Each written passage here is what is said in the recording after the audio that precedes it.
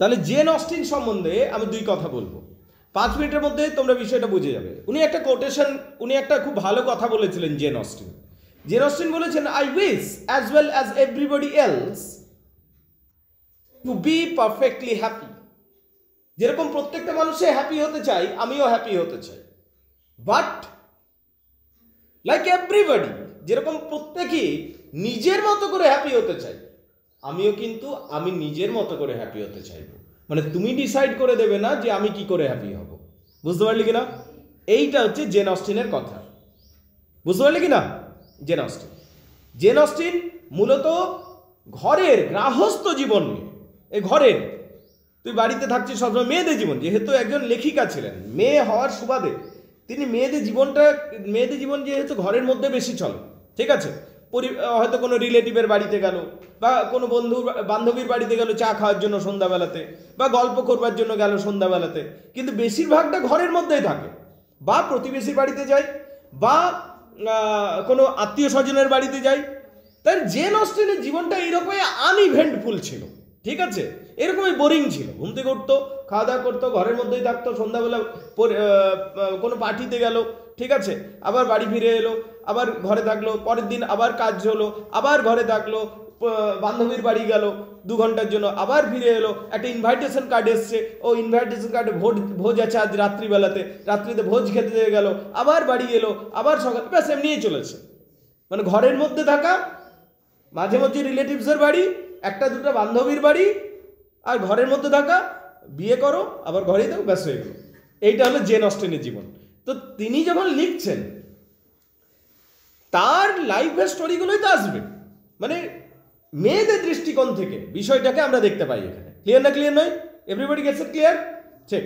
তাহলে Jane Austin এমন একজন লেখিকা ছিলেন, এমন একজন ঔপন্যাসিক ছিলেন, এমন একজন নভেলিস্ট ছিলেন, যিনি ঘরের জীবনটাকে, ডোমেস্টিক লাইফটাকে, বুঝতে পারলে কিনা, এই যে ঘরের হোমলি অ্যাটমসফিয়ার, এইগুলোকে, এবং ঘরের মধ্যে কীরকম আলোচনা চলে, কীরকম হোমলি পলিটিক্স চলে, ঠিক আছে, সেইগুলোকে খুব সুন্দরভাবে তুলে ধরতে পেরেছিলেন।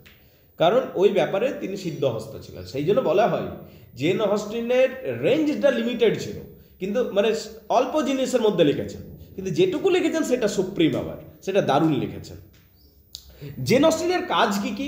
6টা কাজ মূলত। কটা কাজ রে? 6টা কাজ। 6টা উপন্যাস তিনি লিখেছেন, মনে রাখতে হবে, মুখস্থের মতো একদম, 2-এও আসতে পারে, এবার 5-এও আসতে পারে এটা, ঠিক আছে। Pride and Prejudice, Sense and Sensibility, Emma, Mansfield Park, Northanger Abbey and Persuasion. বলো, বুঝতে পারলে কিনা? এই 6টা উপন্যাস। এবার জেন অস্টিন লিখতে গিয়ে এই 6টা উপন্যাস সম্বন্ধে একটু বলতে হবে তোমাকে। প্রথমে তুমি সেন্স অ্যান্ড সেন্সিবিলিটি নিয়ে বললে, যে সেন্স অ্যান্ড সেন্সিবিলিটি একটা দারুণ উপন্যাস, এবং এখানে আমরা দেখতে পাই যে জেন অস্টিন ব্যঙ্গ করছেন সেন্টিমেন্টাল অ্যাটিটিউডগুলোকে, বুঝতে পারলে কিনা।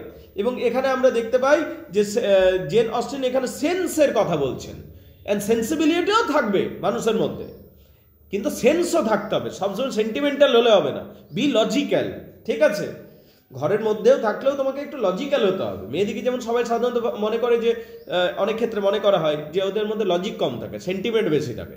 এইখানে তিনি সেন্সের কথা বলেছেন, যে that we need sense, more sensible. Sensibility তো আছে আমাদের মধ্যে, সংবেদনশীলতা তো আছে, but we have to use our logicality also, এইটা বলবার চেষ্টা করছেন তিনি। তার আরেকটা বিখ্যাত উপন্যাস, সেটা হলো প্রাইড অ্যান্ড প্রেজুডিস, যেটা কম বেশি বিভিন্ন ইউনিভার্সিটিতে থাকে। প্রাইড অ্যান্ড প্রেজুডিস একটা বিখ্যাত উপন্যাস। এখানে একটা ক্যারেক্টারকে দেখতে পাবো, যে দেখতে বিরাট সুন্দর নয়, অ্যাভারেজ লুকিং, কিন্তু তার বিরাট বুদ্ধি। মেয়েটার হচ্ছে, মানে অ্যাকচুয়ালি মেয়েটার নাম হচ্ছে জেন। কি নাম?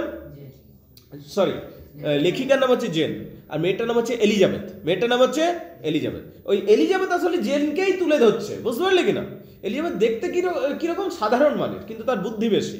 এই এলিজাবেথকে ঘৃণা করছে একটা ধনী ছেলে। সে ধনী ছেলেটা বলছে, এলিজাবেথ আমার স্ট্যান্ডার্ডের নয়। তখন এলিজাবেথ মনে করছে যে ওই ছেলেটা খুব অহংকারী ছেলে। তখন এদের মধ্যে একটা মিসআন্ডারস্ট্যান্ডিং তৈরি হচ্ছে প্রথম থেকে, কিন্তু শেষ পর্যন্ত দেখতে পাচ্ছি ছেলেটা নিজের প্রাইডকে বা অহংকারকে ছুঁড়ে ফেলছে, এবং মেয়েটাও নিজের দৃষ্টিকোণ পাল্টাচ্ছে, এবং তাদের মধ্যে বিয়ে হচ্ছে। মাঝে প্রচুর টুইস্ট রয়েছে, প্লট রয়েছে, ডার্সি বলে ক্যারেক্টার রয়েছে, আরও বিভিন্ন ক্যারেক্টার রয়েছে, একটা নেগেটিভ ক্যারেক্টারও আছে সেখানে, ঠিক আছে। সো এই সমস্ত জিনিসগুলো আমরা এখানে দেখতে পাই। এরপরে আরও একটা গল্প তিনি লিখেছেন, ম্যানসফিল্ড পার্ক একটা ইন্টারেস্টিং নভেল, এবং এখানে আমরা দেখতে পাচ্ছি ফ্যানি নামক একটা ক্যারেক্টার রয়েছে এবং এডমন্ড নামক আরেকটা ক্যারেক্টার রয়েছে, ফ্যানি এবং এডমন্ড, এবং এরা মোরাল ভ্যালিউজ, এখানে মোরাল ভ্যালিউজ নিয়ে কিছু কথা হচ্ছে। এমা নামক আরেকটা উপন্যাসের কথা পাই, এখানে এমা উডহাউস বলে একটা ক্যারেক্টার রয়েছে, সে হ্যারিয়েটের হাজব্যান্ড খুঁজতে বার হচ্ছে এবং শেষে অনেক টুইস্ট আসছে এবং শেষে একটা আমরা ফ্যামিলি লাভ দেখতে পাচ্ছি। নর্থেঞ্জার এবে বলে আরেকটা উপন্যাস লিখছেন, এই নর্থেঞ্জার এবে হলো ভূতের গল্প বাবু, ঠিক আছে। এই ভূতের গল্পের মধ্যে দিয়েও কিন্তু আমরা বিভিন্ন ব্যঙ্গাত্মক জিনিস দেখতে পাচ্ছি। একটা অ্যাবে রয়েছে, নর্থেঞ্জার অ্যাবে, একটা ভুতুড়ে হাভেলি রয়েছে, সেই হাভেলিতে ভুতুড়ে কর্মকাণ্ড হচ্ছে। পারসুয়েশন রয়েছে, এটা একটা স্যাটায়ার। এই স্যাটায়ারে আমরা দেখতে পাচ্ছি যে অ্যারেঞ্জ ম্যারেজ যে ব্যবস্থা চলছে, মেয়েটার সাথে ছেলেটার অ্যারেঞ্জ ম্যারেজে সব কিছু ঠিক হয়ে গেছে, তারপর ফ্যামিলি চাইছে ব্রেক হয়ে যাক, কিন্তু ওদের মধ্যে একটা লাভ অ্যাফেয়ার গ্রো করে যাচ্ছে। সো এইটা হলো পারসুয়েশন। ক্লিয়ার না ক্লিয়ার নয়?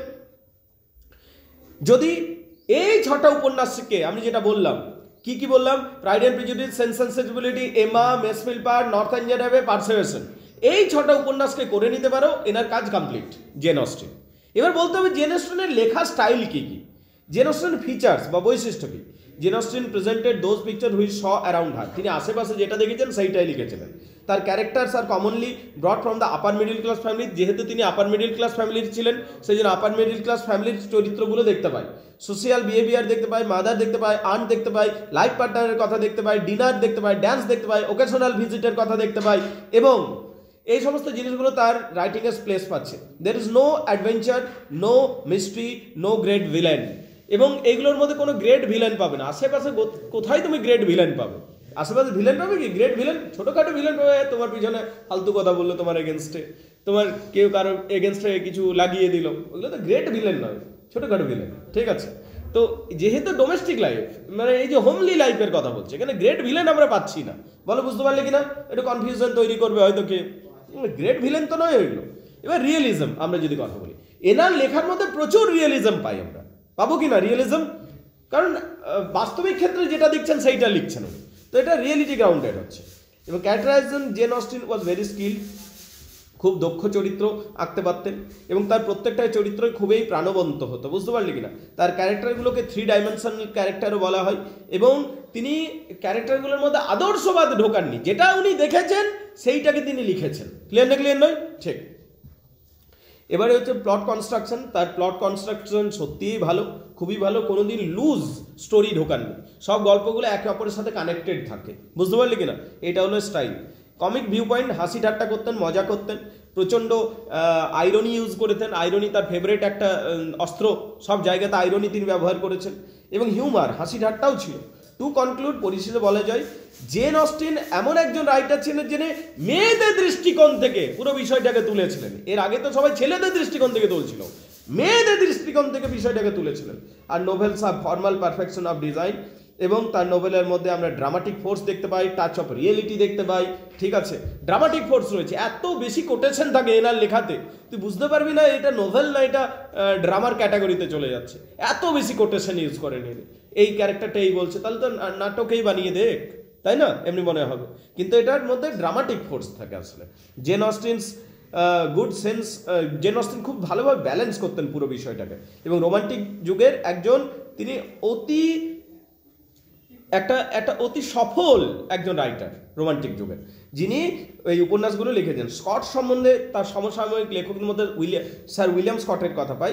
সেই স্কট এনার গুরুত্ব বুঝতে পেরে গেছিলেন, এবং স্কটের একটা কমেন্ট্রি আমি দিয়ে বলতে চাইবো। স্কট বলেছিলেন, দিস ইয়ং লেডি, স্কট বলছে, সব ওয়াল্টার স্কট বলছেন, দিস ইয়ং লেডি, এই ইয়ং লেডিটা হ্যাজ এ ট্যালেন্ট, এ সত্যিই ট্যালেন্টেড মেয়েটা, for describe and involvement and feelings of the character and ordinary life.